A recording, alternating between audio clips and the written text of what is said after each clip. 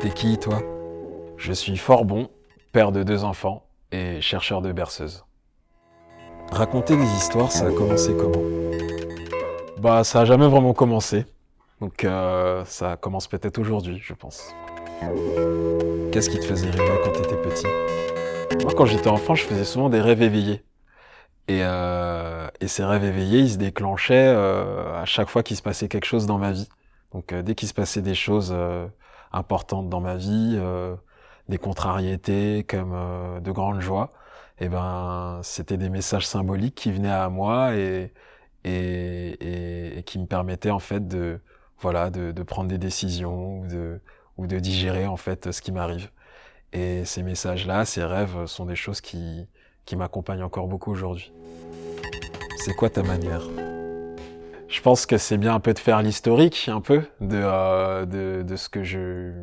Voilà, de l'historique de ma manière, voilà. Euh, Moi, je suis arrivé, j'ai commencé par les mots. Les mots m'ont amené à la poésie m'a amené au rap, le rap m'a amené au beatbox. Donc pour ceux qui savent pas, le beatbox c'est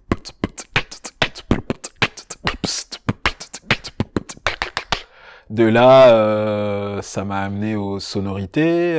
Les sonorités m'ont amené à la composition avec des machines via un looper, qui est une machine que j'affectionne vraiment beaucoup, qui me permet de vraiment de composer.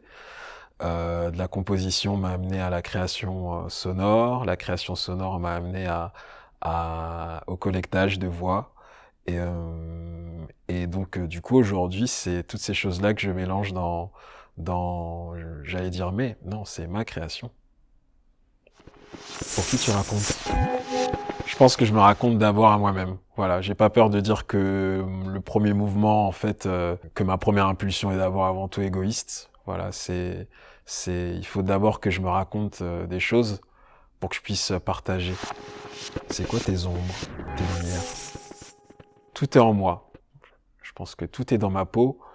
Je suis noir, donc ça veut dire que ma couleur est sombre, mais la lumière et les couleurs vives me vont bien. Je suis un homme, donc en tant qu'homme, j'ai une apparence virile, mais j'accepte aussi ma part de féminité qui est en moi. Je suis rappeur, donc je sais être raffiné autant qu'hargneux, je sais maîtrise l'argot autant que l'académique. Qu'est-ce que je peux dire encore? Je suis père, donc je sais cadrer comme je sais être contenant. Je suis introverti. Je suis quelqu'un de très calme, mais je suis très introverti parce qu'il y a tout un monde en moi que j'aime explorer et sur lequel j'aime me reposer, mais en même temps, ce monde-là m'empêche pas de le partager aux autres. Donc, moi, je pense être un être. Il y a beaucoup de clair-obscur en moi, je pense. Tout dépend de je pense que tout est une question d'orientation, de comment on oriente le prisme de son identité. En fonction de la manière dont l'oriente, les couleurs changent, les formes changent, les reflets changent. Quelle histoire tu aimes? J'aime beaucoup les récits de vie. J'aime beaucoup les histoires vraies, dans tous les sens du terme. Celles qui ont de la chair, celles qui sont granuleuses, celles qui sont bien ancrées dans le réel. Et j'aime aussi beaucoup les histoires, les voyages initiatiques, les récits. J'aime beaucoup les univers ésotériques, tout ce qui est en lien avec la transe, les choses qui se répètent. Enfin voilà, tout ce qui est en rapport avec la chair et au grain, ça m'intéresse. C'est quoi être conteur aujourd'hui? Moi, j'ai pas cette légitimité-là de me dire ce que c'est que le conte aujourd'hui parce que ben je le suis pas, ou du moins pas encore, ou je le sais pas encore. En tout cas, c'est quelque chose que voilà que je découvre, que j'explore. Mais du peu que je sais du conte, je sais que c'est un art de la relation. Je sais que c'est un art qui se fait a priori, en tout cas de ce que je sais et de ce que j'ai vu, qui se fait proche des gens. Donc de là, je pense qu'il y a un enjeu de lien social qui est présent dans cet art-là du conte. Et je pense que de fait et par essence, en tant que conteur, il y a un enjeu de lien social, donc il y a un enjeu politique en fait, donc un enjeu de pouvoir en fait rassembler.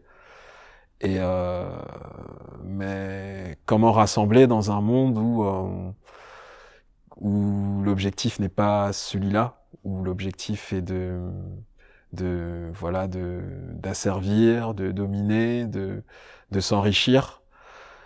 Donc comment être conteur en temps de guerre, j'ai envie de dire, si j'ose m'exprimer ainsi. C'est quoi ce nouveau spectacle? C'est pas un nouveau, c'est un premier. C'est un premier spectacle qui s'appelle Simple, point d'interrogation. Et je l'ai nommé ainsi puisque ça part d'une question toute simple qui est: est-ce que c'est simple d'être père? C'est parti d'où? Alors pour la petite histoire, ce projet est né ici. Il est né à Chevilly-Larue. Il est né au foyer ADEF, au foyer de travailleurs migrants. Et de là, en fait, j'étais en lien avec cette structure pour travailler avec un groupe d'hommes sur la question de la paternité et avant tout sur la question des berceuses.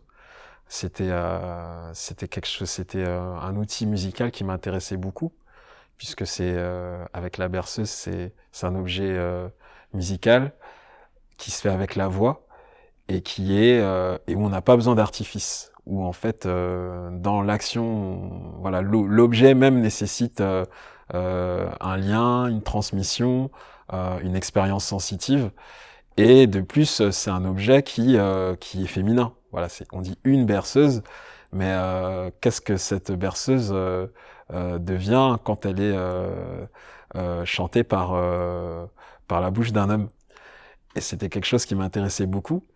Et j'ai travaillé avec ce groupe-là, et de là, j'ai collecté leurs berceuses. Et à partir de cette collecte-là, il s'est passé en fait 4 ans d'expérimentation, de rencontres autour de plein de groupes différents.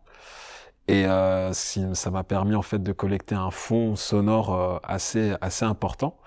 Et de là, en fait, c'est posé la question de quoi en faire, de comment l'exprimer, de comment essayer de créer quelque chose autour de ça. Et pour moi, c'était important de pouvoir m'approprier ce fond-là et pour pouvoir le lier à une histoire, à un récit intime qui me tient à cœur. L'idée, c'était justement de rapprocher cet outil-là de la berceuse avec la question de la paternité. Donc, à travers une berceuse qu'on chante en tant que père, comment on transmet, comment on s'approprie ce rôle-là, autant dans sa propre fratrie, au sein de sa famille, au sein du monde, de la société dans laquelle on vit, qui est quand même pas mal hétéronormée, pas mal sexiste, n'ayons pas peur des mots. Et ça m'intéressait beaucoup justement de pouvoir en fait rapprocher ce fond sonore, ces autres voix à la mienne, et essayer de créer un récit intime qui parle des autres sur cette question de la paternité. Ça nous emmène où? Ça nous emmène dans un espace intime, chargé de sons, de rencontres, de souvenirs, de questions, d'énigmes à élucider, sur un thème qui concerne tout le monde. Voilà, tout le monde a eu un père, beaucoup de gens sont pères, et dans ce travail-là, je me rends compte que beaucoup de gens se posent encore cette question-là de comment être un bon père, comment transmettre, comment assumer ce rôle-là, comment prendre place au sein de sa famille, au sein du monde, en assumant cette responsabilité-là, cette responsabilité d'une vie. Et donc à travers l'outil de la berceuse, l'outil du son, l'outil d'une expérience sensitive, j'espère pouvoir emmener toutes les personnes invitées à élucider toute cette énigme-là et toute cette thématique qui je pense mérite d'être explorée. Et ça se passera le 26 et le 27 février à la Maison du Conte.